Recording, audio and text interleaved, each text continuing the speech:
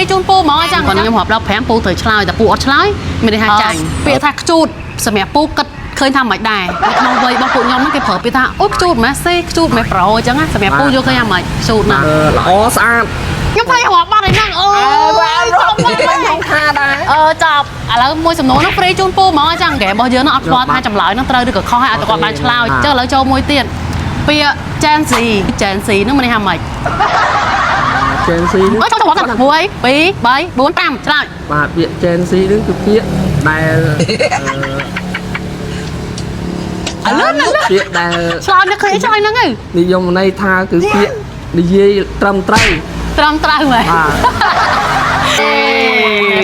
អរគុណពូដូចគ្នាសម្រាប់ការចូលរួមក្នុងការលេងហ្គេមពូចំពូមានអីជូនពរក្មួយក្មួយក្នុងការផលិតវីដេអូនេះឲ្យក្មួយផលិតឲ្យបានជោគជ័យមានអតិថិជននឹងគ្រប់គ្រងមានអតិថិជនគ្រប់គ្រងបាទឲ្យគ្រប់គ្រងវីដេអូរបស់ក្មួយនោះឲ្យបានកាន់តែច្រើនចាអរគុណពូអរគុណសម្រាប់ការចូលរួមបាយបាយអ្នកទាំងអស់គ្នា